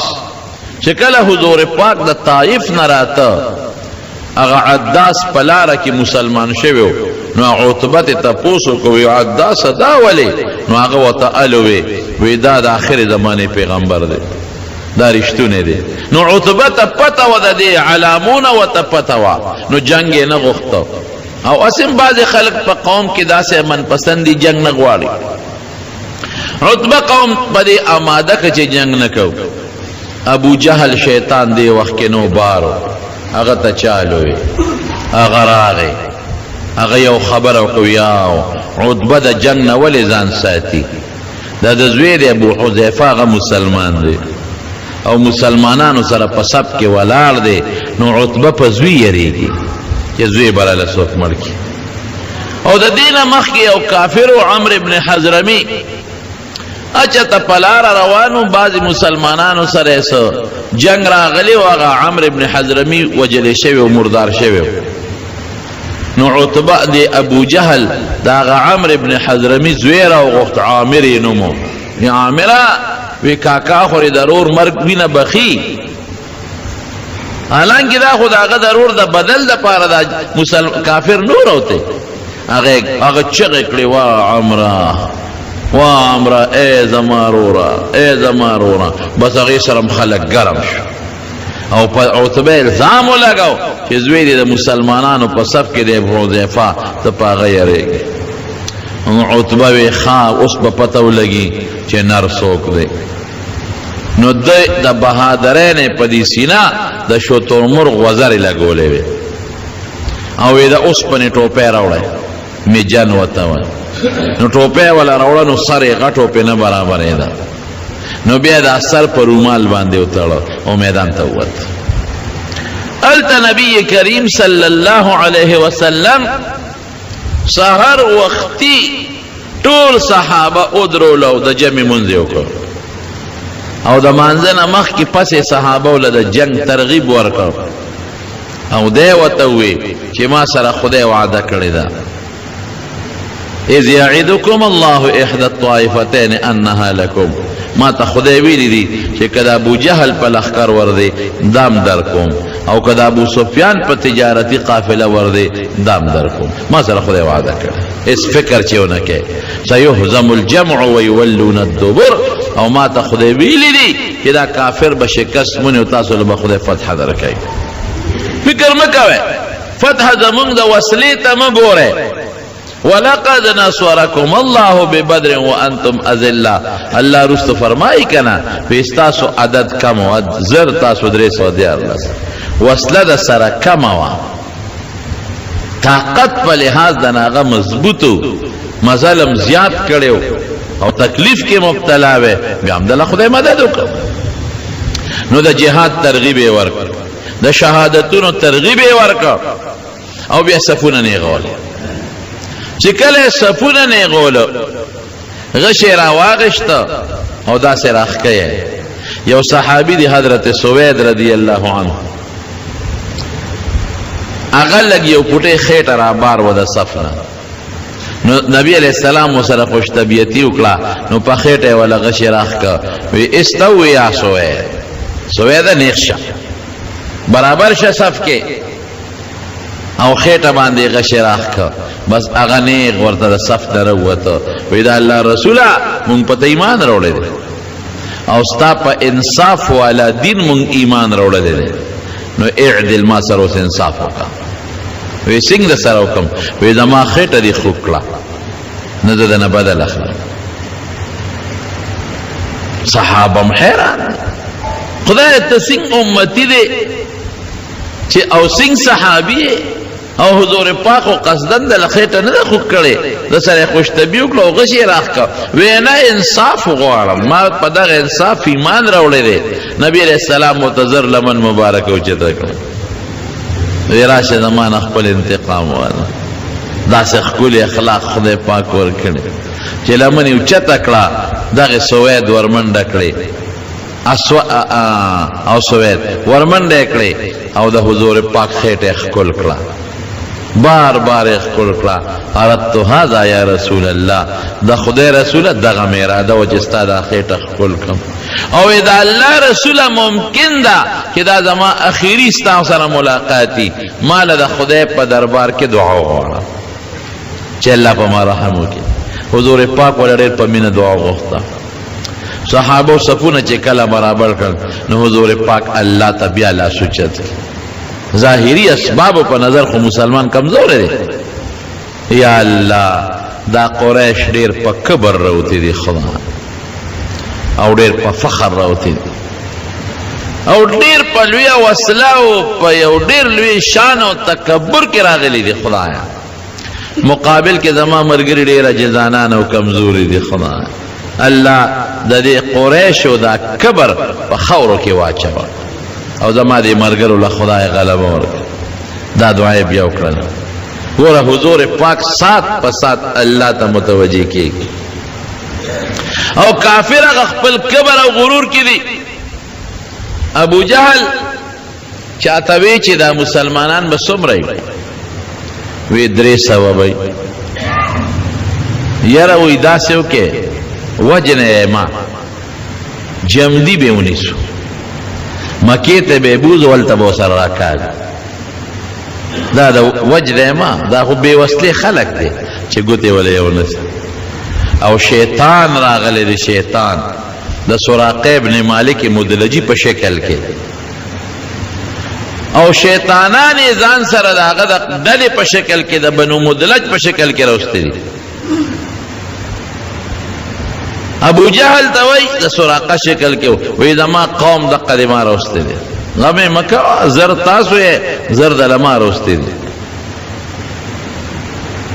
زر دادی او زر د لما راوسته دي هیڅ فکر چېونه کې بلکې 2000 نور دي 3000 لخر زما دي پاغیم ابو جهل ډاړو یو بل اطلاع مسلمانانو ته ورسېدله چې کرز ابن جابر را روان دي د کافر امداد لا او هغه سره لخر دي 15000 کسان جنگ کې دا پروپاګاندا خطرناک شی دی صحابه ته لوم به د اطلاع رااله چې کافر زر دي بیا د اطلاع رااله چې د سراقه ابن مالک ول 3000 کسان راوستري د بنو مدلج قبیله او بیا د اطلاع رااله چې کرد ابن جابر 15000 کسان نور را روان کړی دي نو زر او 3000 سلور او 15000 9000 او مسلمانان 300 دې سره یو پټه لګوندې سړی خامخا پریشان شي رب العالمین التفورا حضرت جبریل علیہ السلام رولے استستغیثون ربکم انی ممدکم بألف من الملائکة مردفین فکر مکوے اس فکر چونکی زر دوی دی زر زما فرشتے دی 1000 فرشتے او دا فرشتے خدای نازل اکڑے 1500 فرشتے دا جبریل علیہ السلام پا کمان کے وے هغه جرنیل او 1500 فرشتي د میکائیل علیہ السلام په کمان کې وي هغه جرنیل او صحابه لیدلې وی دا فرشتي چې را کوزیدې نو مونږ ته د سره میګي ښکارېدل ما په خپل یو غر لیدلې د بدر په مقام سره خوا کې چې په کم غر دا فرشتي را کوشي وي دي هغه تک کې سره شګي دي تک کې سره یو شان د شګو ډېرې دی یو غر راکوز شوی 1500 جبریل علیہ السلام مشر دا 500 میکائیل علیہ السلام مشر دا زر فرشتے خوراله حضور پاک تا درې الله رسول جی فکر نکي هغه زر دي زر مونږ دا راغلي کستا مرګرو سره وصله نشته فرشتو سره شته والله دې فرشتو ته ویلو جنگ بتا سو نه کوي تاسو صرف مسلمانانو له ډاډ ورکه او لگ لگ وه فضربوا منهم كل بنان دا سه معمولی ډب ډوب کوي لګوند چې مسلمانان ډاډای در سره زر فرشتي خوراله حضرې دې رب العالمین ورته بیا سوي بأني آیات مې ممدکم ب3000 من الملائکه منزلین وې 3000 نور تیار فرشتي ولر دا سراقه 3000 دي نو 3000 مام تیار ساتلې دي او کدا کورس 15000 هغه دروغجن خبرم بالفرض رښتیا شي نو قران شریف کې الله وی 5000 نور فرشتي هم تیار دي فکر ولې زر په میدان کې غید زر مې ترا واسطه 3000 ولاړې دي درته 5000 ورپسې شاته نورې ولاړې دي که ضرورت پیښ شو دا در سره دي او جنگ پتا سو کوم تماشا کا واس چې سکیږي چې کله جبريل علیہ السلام راغی نو شیطان خو او پیجند چې دا خو جبريل علیہ السلام دی نو شیطان دی د سراقه ابن مالک په شکل راغلی دی او د ابو جهل لاس نه ولید چکر لګی ابو جهل سر کې دی او چې فرشتي ولیدي شیطان نو د ابو جهل نه لاس راخ کړ ابو جهل ورته وی سکه لکه خیر دی وی انی ارا ما لا ترون وی زه چې سینم تاسو نه اوس بدته پته ولګي شیطان خو دغه د پالیفلا مرابی دی کوي رامي واسطه باز داسې مې ودرول چې اوس نه تختې دی شه او نه کامیابې دی شه لازم تراخ کوي چرته دی مونږ یو قوم ته وی دی چې زو وی چرته لاله خو شیطانانو کنه وی چې تاسو ز سینه ماغه فرشته رااله تاسو نه زه چې ته ټینګې دی شمه بس اخو ته لاله ابو جهل حق حیران شو قوم وتوی چې ګوره مونږ د تو چې جنگ نکو او تاوی جنگ کو هغه دغه سراقه خو شیطانو په شکل د سراقه سره د قوم نه لاړ دې سره دوی خپل لګي او خپل جنگ چې کله شروع کېده نو عتبہ خودی پیغور ورکوي استاد ویل ځکه جنگ نه کې هغه اوس په معلومه شترمر وزر دلته لګولې دی او ټوپۍ په سر نه وه، په سر یې وتړه او توره یې واغېسته او اواز یې وکړه خپل لور ته، وی شیبه روځه. شیبه یې رو یو یې زوی دی ولید، وی ولید روځه. ګور اوس بهادري دې ته وایي. دا زما له پیغور را کوي، اوس ګورو چې پیغور څوک کامیابېږي. نو ورور یې مو ویسته او زوی یې مو ویست، درې واړه. دا به قانونو چې د جنګ نه مخکې به یو بل سره دي پرزونې کولې، د عام جنگ نه مخکې یو په یو. نو چې چا به وګټله نو هغه به نور قوم بیټ، نو بیا به عام جنگ شروع شو. دوی چې څنګه لاړل نبی علیہ السلام ته آواز وکړ، هل من مبارزین؟ عتبه ودرېد، شته څوک چې موږ ته میدان ته راوځي؟ درې کسان انصار فورا ووتل، یو دا یې درغی. دوی درې انصار ووتل، صفونه برابر دي. عتبه ته تپوس وکړه څوک یې؟ یو یې د فلان کې انصاري، بل وی د فلان کې انصاري، بل وی د فلان کې. وی تاسو ځئ ما له موږ له خپل قومیان راوباسئ، تاسو خو د مدینې. او آواز یې وکړه یا محمدو صلی الله علیه وسلم اخرج الینا اکفاءنا، موږ له هغه خپل دغه راوباسه، قومیان چې زموږ برابر دي په قومیت کې راوباسه. حضور پاک خودم رو رستے ہوئے نبی علیہ السلام ترتوی قم یا حمزہ، حمزہ پاس قم یا علی، علی پاس قم یا عبیدہ، عبیدہ ترزوی دوارا ترزامن حضرت حمزہ عبیدہ یو دا ترزوی او زوم علی درے وڑا ویستر. یہ سوک داؤنوی چی پردی وجنی او خپل بچ گئے. درې واړه پاسور زه ورځه په برکت ته خدای درې هغه مسلمانان درې دا کافر خو چې مخ په مخ شو. حمزه رضی الله عنه چې په عتبه راغی یو ټسې ورکنو عتبه مردار کړ، یو ټس سره غورځو.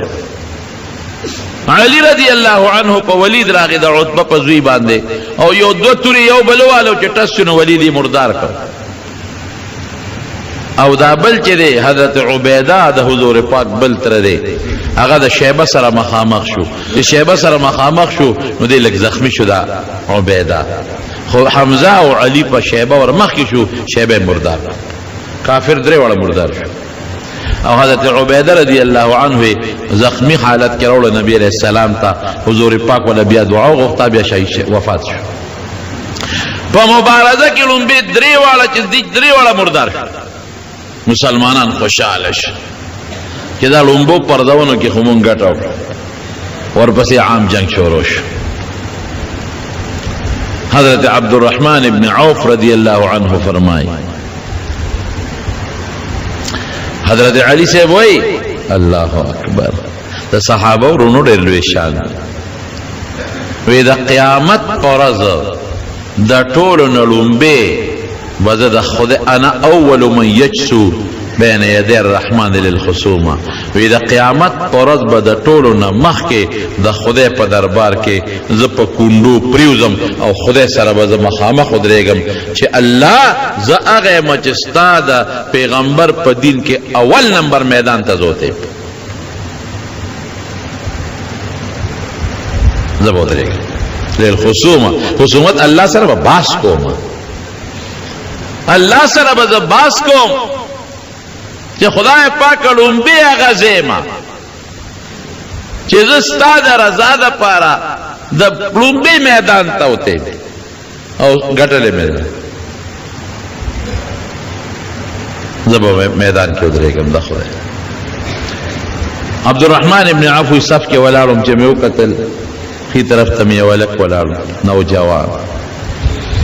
چې مې ګس طرف ته وکتل یو بل نوجوان ولاړ. جنگ کې هم سړی په مرګري ډاډي او خو د توري جنگ و دا ټوپک خو نو. وی ما وی خدای خیر پکې واچوي په ځان ویرېدم. یو خو هم هلک دی، دا بعضې خلک وي دا ماشومان نو ښه ماشومان به نبی علیہ السلام جنگ کې نه پرېښودل. د 15 کالو نه چې به عمر کم و هغه به جنگ کې قتل نه پرېښود. 15 کالو ته به چې عمر ورسېد نو هغه به جنگ کې ماشومان نو ځوانانو ودونه هم کړي ځوانانو ودونه هم کړي خو د نورو خلکو په نسبت په عمر کې کم وی ما چې خدای خوا کې خو ملکان دي نوجوانان نا تجربه کار دي دا بس کېږي وی په دې سوچ کې چې یو را باندې سکونډار ولګول وی چې ما وتو کتل ما دي کاکا جی یا عم اتعرف ابا جهل ابو جهل پیژنې وی ما ته جته پسکه ما تفعلوا به ته پسکه وی ما ورېدلی چې زمونږ د پیغمبر غټ دشمن دی کنن خدای مال په ګوتو راکه کنه نو یا به زه مخکې مرم یا به دې مخکې وجدم دوه خبره وی خوا کې مې در سره رور دی دته به غږ نه کې وی دې کې را باندې هغه سکونډاره ولګوله چې ما قتل داسې کړې ما غوږ ورښکته کړه ما ته کاکا جي ابو جهل پیژنې دا خو د مدینې انصارو دوی چې ته نو لیدل ما وی یو څه پکې وی یاره ما اورېدلي چې زمونږ د حضور پاک غټ دشمن دی او کنن په ګوتو راغی کنه نو یا به زمرم یا به دیم دی وی قسم دی د هغې په وجود دونه خوشحاله شم وی مې چې زه هلکان دي نوجوانان دي خو الحمدلله بادران دي خوشحاله شم ام راته وی رور ته مې غږ مه کوه او دواړه رونه دي وی دی کې ابو جهل په اسره ښکاره شو او په دې صفونو ګرځي مې وینې هغه سړی وی یو دغه ستاسو ملګری دغه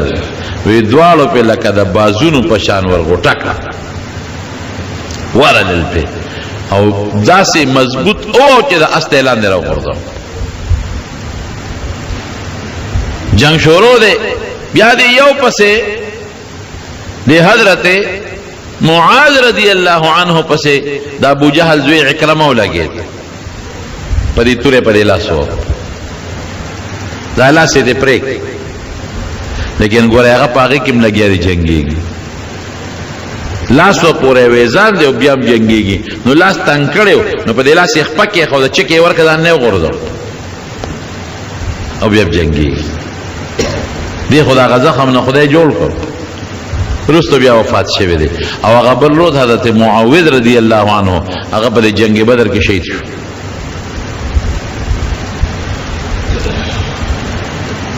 هغه امیه تیره جمعه چې مې درته قصه کړې وه هغه نه راته په څه طریقه ابوجهل راویسته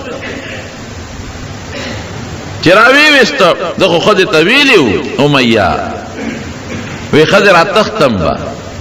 ځکه حضور پاک زما په شان کې ویلي چې دې به مونږ وجنو زه به راتښتم دروازه کولاو ساته هر ځای کې چې مې ځان راوتښته ابوجهل خو پوره شیطان و هغه ورته کسان لمسولي و پې کړي او چې ګوره دا کاکاجي ده نه ونه تښتي چې زه دې مرم او زه دې جنګ لځم نو دې رانه سینګ پاتې شي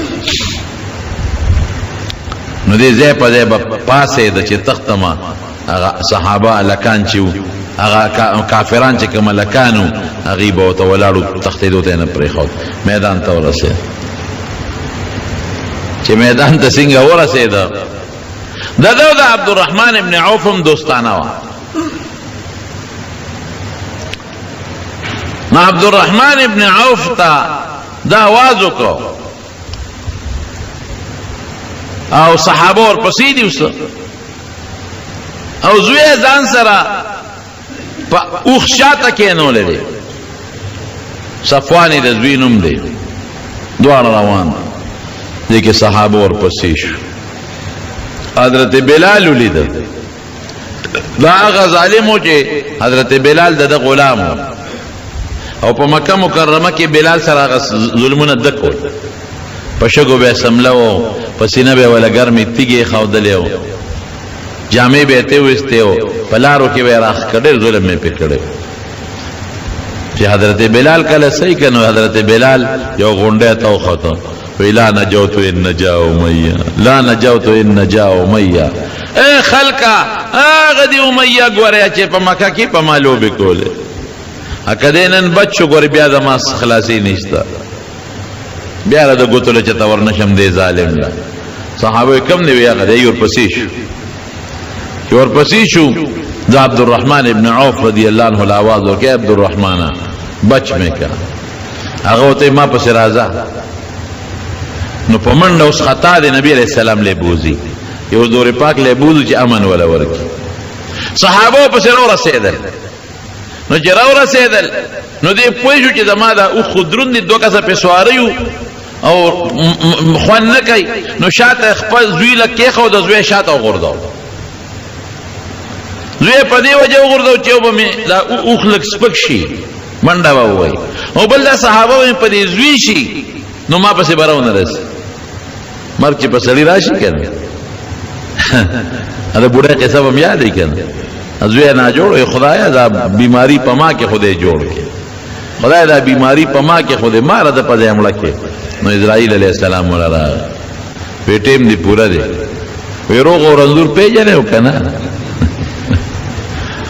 ناجوړه مې زوی دی او راغلی ما پسې نو دا د چا په سر مرګ نی راغلی خدای ډېر ګران کار دی نو زوی له دیکا ورکړه صحابه پې راغله زوی خو هلته مردار که او ده پسې شو بیا پسې را ورسېدل وی عبدالرحمن ابن عوف ته آواز وکړه څوک یم وی د اوښ نه ټوپ کړه د اوښ نه یې ټوپ کړه هغه پې ځان ورغورځو عبدالرحمن ابن عوف او صحابو ته نه به یې وجنی زه دې نبي علیہ السلام له بوزم صحابه وایي چې حضور پاک خو ډېر رحمدل دی که هغه له ورسېد خو بچ کېږي ده ته وي پاسه وي نه پاسم دی ډېر وسې په دی کې خدای ته نه پازان یې پې غورځولې بس صحابو د لاندې نه پکې توره وړقوله په دا خېټه کې مردار یې کړي دا مردار شو غټ غټ سرداران دا مردار شو په دې جنګ کې او یا کسان غټ غټ سرداران پکې گرفتار شو دونوي شو خدای پاک فتح مسلمانانو له ورکړه څوارلس کسان صحابه کرام پکې شهیدان شوي هم دي هغه د بدر په میدان کې دفن دي زه ولا تللی یم یو دیوال ته تاو دی په هغې کې قبرونه دي عریش په عربی کې سفر ته وایي هغه د یو ډېر بهترین جومات سعودي حکومت جوړ کړی دی مسجد عریش ورته وایي زمونږ د دې ټول جومات نه غټ جومات یو لوی حال یې جوړ کړی جنګ کې خدای پاک مسلمانانو له فتح ورکړه نبی علیہ السلام چې وکلم په جهاد کې کامیابي مونږ ته نظر به نه کړه درې ورځې په هغه میدان کې ایسار درې ورځې چې څوک دا ونه وایي چې فتح یې مونږ ته وکړي لاړه څه درې ورځې ایسار بیا حکم وکړه او یا کسان کافران مردار شوي او غټ غټ کافران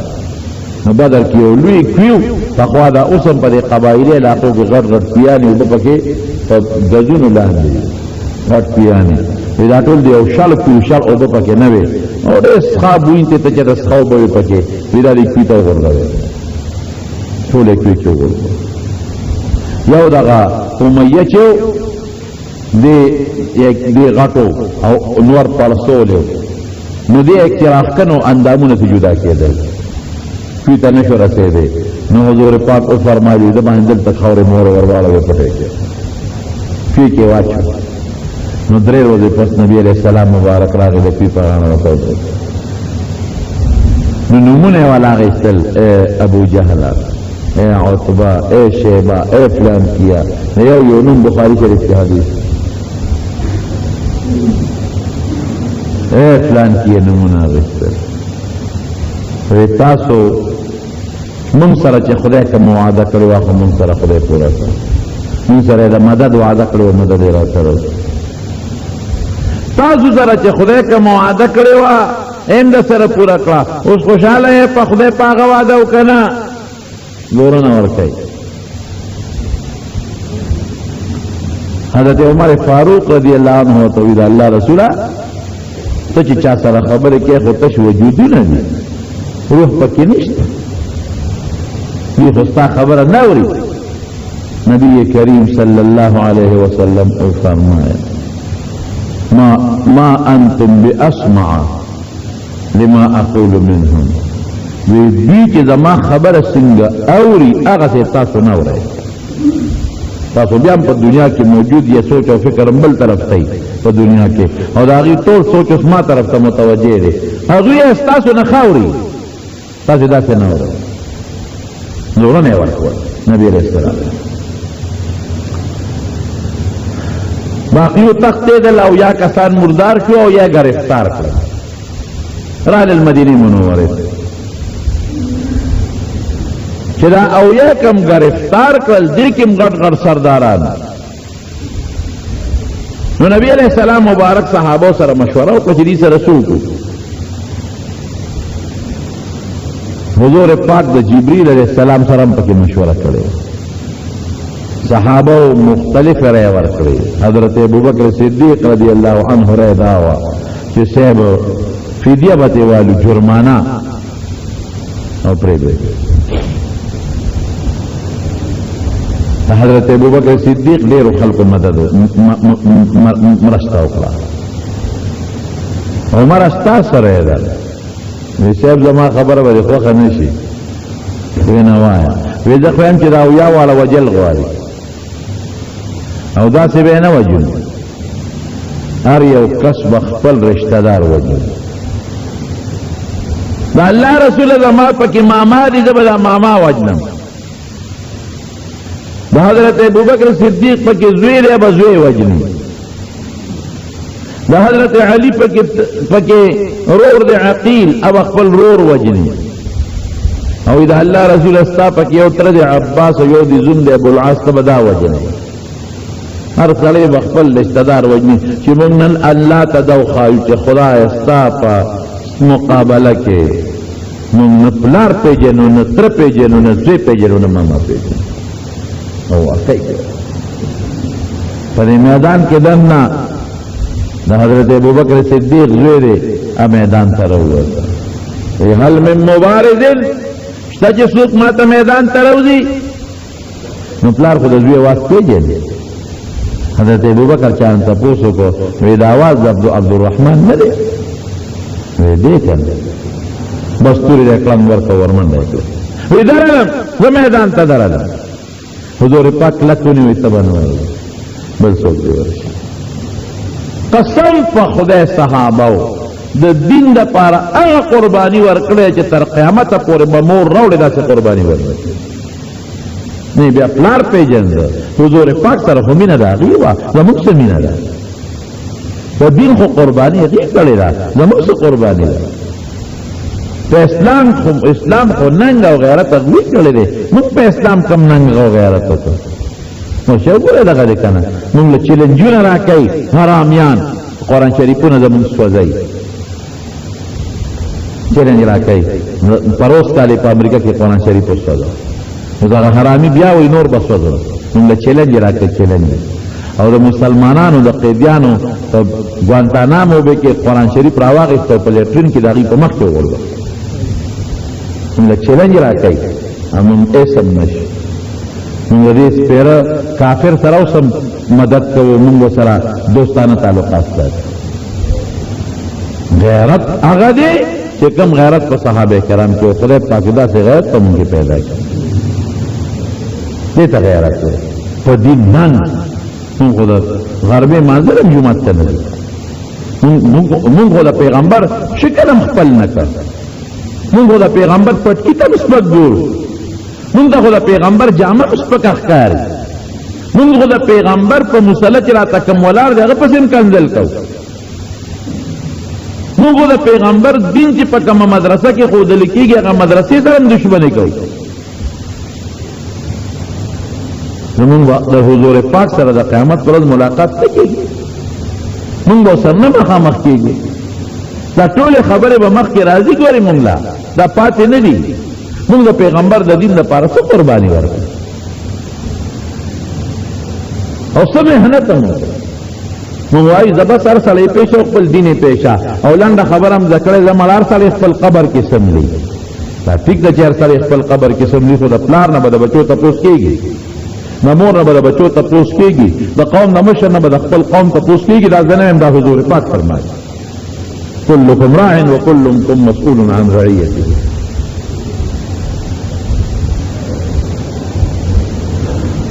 حضرت عمر فاروق وی هر سړی به خپل رشتہ دار وژني عمر ډېره سخته فیصله ده صرف په صحابه کې یو کس د عمر ملګرتیا وکړه باقي نور ټول وی صاحب فدیت والا پرېږده حضور پاک د جبرئیل علیه السلام سره مشوره وکړه جبريل څه چلو کوم و اختیار ستا خپل د چې څنګه خوښه یې راوکړه څنګه خوښه خدا صحابه دې پوه کا په فدیه واغشته او پرې ښودل نو دا اویا دي اویا به کال پس تا د مرګرو نه مري اویا به مري نبی علیہ السلام صحابه ته وی ورکه فدیه واغشته او پرې ښودل نو اویا به تاسو کې کال آینده کال مري صحابه وی دا خو ډېره خلک چې مونږ کې مړه شو خو جنت ته به لاړ شو مونږ د مرګ نه نه یېرېږو فدیه ترې واغشته بیا چې د فدیه اغشته هغه عجیبه وه سوال جوابونه مکې ته ولېږل چې دې پسې فدیه راولېږې نو د یو فدیه راتله او نبی علیہ السلام ته پیش کېده دا د فلان کې فدیه ده صاحب به خوشې کړ دا د فلان کې دا به خوشې کړ حضرت عباس رضی الله عنه د حضور پاک تر دی د چې راوسته دونه وسره مینه د دومره او دې پټ مسلمانو چې دې یو صحابي دا ورکړي تقسیم کړ په صحابه ویلاسونه ولو تعالی چې دنه نو تخصیصو کې کوي نو د پیغمبر علیه السلام چې په کم کور کې شپه وا هغه سره دیوال نه پورې غاړه دی یو صحابي سره د ټول شپه بیرګي کول ام المؤمنین وې د مسلمانانو مور پیغمبر علیه السلام له خوب نه ورته خدای ولی خوب نه وردی او ټول شپه پریشان او خوب نه ورته بیا چې معلومات وکړل نو د عباس بیرګي اوریدل لیکن انصاف پکې دومره دی چې چاته نه وي دا عباس ولی زبیرګي کې نو بیا وی دلالم دا کور والا نه تاسو کو چې عباس بیرګي کې څه چل دی نه جوړه دی حضور پاک ټول شپه به خوب دی چې هغه کتل لاسونه ولا سخت لري دا غیر وجه نه زبیرګي کول نو بیا ولا غوی لاسونه نرم کړل نو چې زبیرګي قلال شروع نبی عليه السلام له خوب ورغی خو سفارش ولا نه کاو چې قیدیان به یو شانی سفارش بني نو سال عباس ته وی کاکا تبر دوه کسو فدیه را لې وروړي یو د خپل ځان یو درواره د عقیل غریب دی یو د ځان یو د عقیل دی وته وی ورواره ته پته نه چې مسلمانې وی ظاهر کې د کافر سره پړل کې مونږ نیولې تړنه خدای خبر الله خدای خبر او فکر مکو کو مسلمانې او موږ د فدیه واغښت خدای به بدل درکې خو موږ نیولې کافرانو سره پډل کې ځان به مورکه درواره باندې مورکه ورواره ته پته نشته چې ما سره مال نشته غریب وی نشته د سره وینا وی چې کله راتلې استاخذ او ام الفضل زما چاچی هغه لري بټو ورنکړه تا ورته نه وي چې که جمدیر عالم بیا به مال راکې او کومر شم نو استاد ونه دا ور کړې هر واره وی زما د قسم په خدای وی چې رښتونه پیغمبر دغه بټوی نه یو زه خبرې یو ته زما خزه خبر ده یو ته الله خبر ده ته خدای خبر کړي ښا د خدای پیغمبر ابو العاص و تعالی مخ کې ګو زومو د پیغمبر علی السلام حضرت زینب بی وا ابلا په مکه کې ده ویتم فدیه راولېګا سوال جواب لا چې فدیه کله پیش کېدلې نو حضرت زینب چې د حضور پاک لوروا هغه فدیه راولېګا د خاون انصاف خدای کړ نو هغه له حضرت خدیجه رضی الله عنها یو امیل د واده په وخت کې غاړه کې چولو کدا کله ودی دا امیل یو تغاله کې چولو نو هغه د ناز نه هغه خپل امیلم په غفیدیه کې کېخو او حضور پاک له دا اشاره ورکړه چې ته زدي لوري مانم فدیه غواړي د خپل زومنا نو چې کوم امیل لما مور خدیجه ما تا چولو هم پکې والا نو چې پیغمبر علیه السلام ته د ابو العاص فدیه پیسې د ابو العاص فدیه دا چې وې قتل غامل په د پاسه پروت نبی علیہ السلام سره وکیو خکرا هغه داغه د واده هغه حالت او حضرت خدیجه رضی الله عنها هغه منظر وترا مخکش تاسو وتکتل دته صحابه خو پیښ وی صاحب ولی کله خوخه د فدیه به مو واپس کو او د عباس ته به مو واپس کو ناخلو تستا تر دې کاکا دې وی نه چې نور عالم دینه به معلوم وی خدای ابو العاص ته به واپس کو وی نه کوم خوخه نو د عامل به تصرف واپس کو دا زما مشري بیبي دې ته په غاړه چولو دا به واپس یو ته واپس ابو العاص باندې شرط لګاو په دې وخت کې زما لور تاسو سره په نکاح کې د ګناه ده چې کوم وخت مې درکوله جایز اوس دې وخت کې شریعت آرام کړی ته کافر مسلمان نو پتا شرط دا دی چې تو رسې زما لور به ماته واپس کی ویلې قیدیان ټول واپس او هغه زینب رضی الله تعالی عنها په اوس ورکړه او رخصت اکړه یو ظالم کافر هغه ول دیکا ورکړه د اوس نه راو غردوله پګېړې ماشوم هغه مزایف مدینه منوره ته بیا نبی علیہ السلام درو رسید رب العالمین فرمائے ولقد نصرکم الله ببدر وانتم اذلہ وی تاسو ډیر کم وې وصله کم و افراد کم بیا هم د سره خدای مدد کړی دی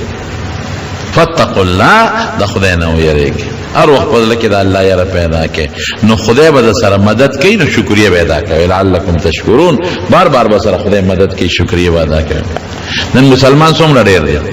نن د مسلمان تعداد د کافر د هر ډلې نه زیات دی د يهوديانو نه مسلمان زیات دی د عیسایانو نه زیات دی د هندوانو نه زیات دی د جاپانیانو نه زیات دی د روسیانو نه زیات دی د چینیانو نه زیات دی د مسلمان تعداد او نن مسلمان په وسلم پورې دی رامنه چې وسله وسره نشته غټه وسله ټم بم مسلمان سره شته غټه وسله میزایل هغه مسلمان سره شته او مسلمان سره ایمان هم شته او دریابونه چې کم نهر سویز دا د مسلمان په دا داسې دریاب دی چې دا یورپ او دا بل طرف ملاوي دا مسلمانانو په حدودو کې دی کدا نیر په دا دریاب په بن کدا نیر د دوی یو بل سره کنیکشن ختم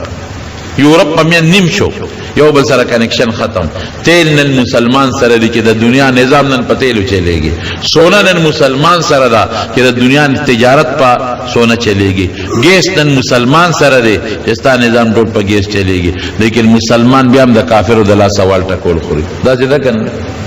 فلسطین کې دی وال خوري په عراق کې دو خوړل په افغانستان کې دی خوري پاکستان کې دی خوري په بوسنیا چچنیا کې وال دی خوري په فلسطین کې دی خوري ولی اغا ایمان چې کم پکار دی اغا نشتا وانتم العلون ان کنتم مؤمنین الله وی کتاب ایمان په سچ ځان کې پیدا کړ کلک ایمان چې په خدای کم یقین دی نو بیا وستا کامیابی وي او د دشمن بني ازمون نشتا ولی نشتا زمون ټوله باور اعتماد نن په یورپ او په امریکا دی په مدینه او په مکه نشتا زمون حکمران طبقه چې دلته خلینا خبر او باسي د امریکای زنده باد او باسي او چې منډه وای نو امریکای له منډه وای او چې منډه وای چین له روس له منډه وای د خدای کور لا بیت الله له د پیغمبر علی السلام کلی له منډه نه اعتماد په خدای پکار دی نن د مسلمان چې څومره په کافرانو اعتماد دی د دې په نیو اعتماد هم کدي په خدای او په رب العالمین او کو اسبم دی بل میانس کې سره اخته دشمن ته مزه او فائدې اخلي دا مونږ ته خدای مثال خی کنه کم من فئه قلیله غلبت فئه كثيره باذن الله دا خدای مدد د سره بیا غړوړل نشتا کته یاره ټیکنالوژي وسلنه جوړه دي کې ټیکنالوژي کنه ملکونو عربو سره لکه پیسې دي لکه دولت خو سره نه دي لکه تیل خو سره نه دي د تماچې د سرو زرو ګرځي او یو شیخ پکې یو جز دی پکې ځان له مستقل ګرځي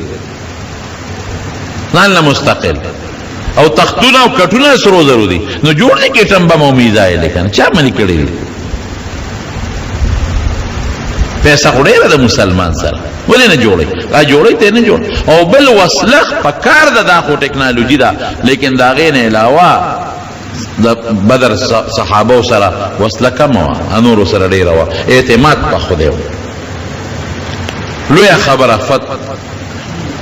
فلعلکم فتقوا الله خدای نه یره خدای نه یره پړ کې نشته نه د حکمران طبقه شته نه د مونږ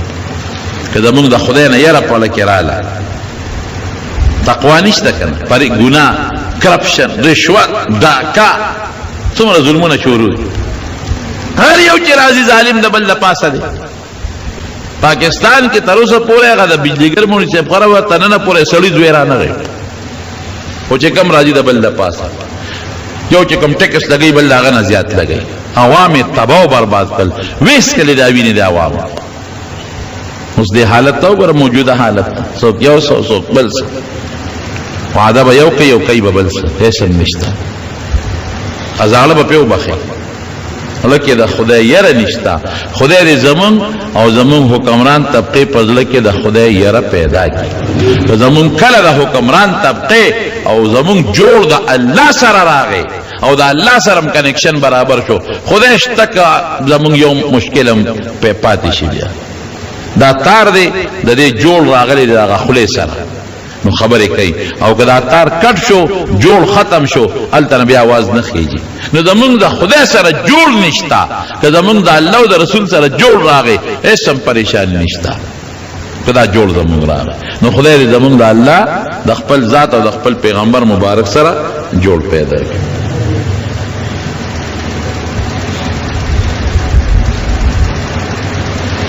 قرآن چې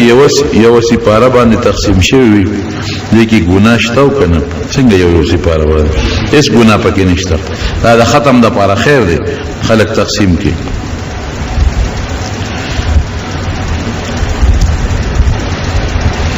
کم کسان چې جماعت ته مخکې راشي نو په کار دی چې کم کسان وروستو راشي د مخکې کسانو نه دې ځای نه قبضه کوي. او مسله د دین دا ده چې کم کسان راځي نو دوی مخکې کینی نو شاته کسانو ته به ځای خالی کېږي نو ټول ملګري به یو ځای کېږي. کشران دې لږ د مشرانو خیال ساتي. ماسخوتن ویترو پسې 2 رکعاته نفل په ناسته پکار دی او که په ولاړه ویترو نه مخکې پکار دی. نبی علیہ السلام د ویترو نه پس په ناسته او 2 رکعاته کړي دي. اگر چې پیغمبر علیہ السلام به ویتر په آخره شپه کې کول نو چې ویتر به وکړ هغې نه پس به 2 رکعاته په ناسته کول. نو په ناسته ځکه کول چې هغې به په هغه تهجد ډېر لوی وخت هغې شته په ولاړه ډېر زیات تلاوت به پکې کوو. بهر کې اوس که څوک ویتر ښه خدا دی چې تهجد پسې په آخره شپه کې وکړي او د ویترو نه پس 2 رکعاته وکړي په ناسته د پیغمبر هم تابعداري راغله. لیکن که په اوله شپه کې هم څوک ویتر کوي او د نبي علیه السلام د تابعدارۍ په نیت په ناسته یو 2 رکعاته نفل کوي نو ښه خبره ده.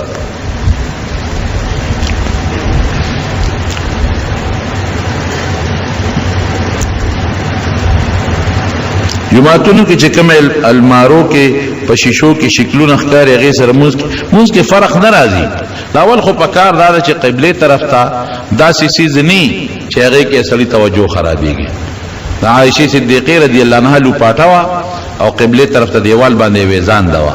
نبی علیہ السلام مبارک چې څنګه سلام وګرځاو وی امیتی عنا قرامکې وی عایشې دا لوپټه دې لرې کا فإنها ألهتني دې په مانځه کې خطا کړم مونځ یې راله ګډوډ کړم. نو زما خپل ځاني په دې ډېرو جوماتونو کې د محراب کې اکثر شیشې لګېدلي هغې کې به سړی په شیشو کې خپل ځان ته ګوري هغه مونځ به کوي. قبلې دیوال باید داسې نقش و نگار نه دی پکار چې د انسان توجه خرابوي. او د بانګ د ماښام په ټیم باندې ویل پکار دي. واقعي دا ښه خبره ده. دې دعا غواړي ما نه مانځه کې سستي کېږي دعا را لوکان ځان به تکړه کېږ ور یوازې په دوا کار نه کېږي ځان به تقدم به دوا راته کو چې خدای تکړه کا خو چې څنګه د دنیا په کار کې د نه سستي نه کېږي دارنګې دین کار کې هم سستي مه کوه. دا په دې پوه نه شوم بنین باندې بنې مونځ کېږي خو کمیس اچوه. یو دوست نارینه اولاد نشته الله دې نارینه اولاد دعا وکړي. رب العالمین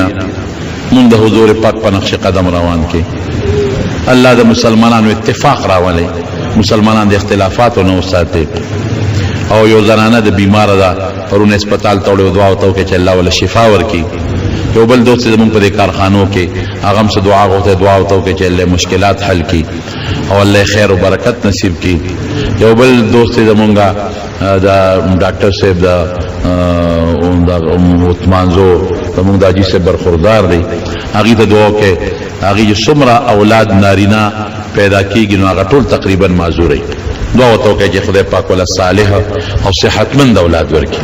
الله دې ولا روغ صحتمند او صالح دیندار مسلمان بچي په قسمت کې ولي کې خدای دې ولا ورکي نورم باندې دوستانو دعاګانې غوښتي دي چچا دعاګانې غوښتي دي الله دعاګانې ولا قبول کې او ته ولا پوره کې حاجتونه او پرونه محمد سیار الله تبار وفات شو غي تم دوه کې چې خدای پاک مغفرت نصیب کړي څومره مردگان وفات الله ټول مغفرت نصیب کړي او چې څومره مریضان دي په کورونو هسپتالونو کې الله ټول شفا ورکړي الله دا څومره مسلمانان دلته موجود دي چا په دل کې حاجتونه شریعت سره موافق ټول له پوره کې چاته پریشانې ټینشنونه دی هغه له په خوشاله باندې بدل کې اخر وخت په خلیدا کریمه نصیب کړي لا اله الا الله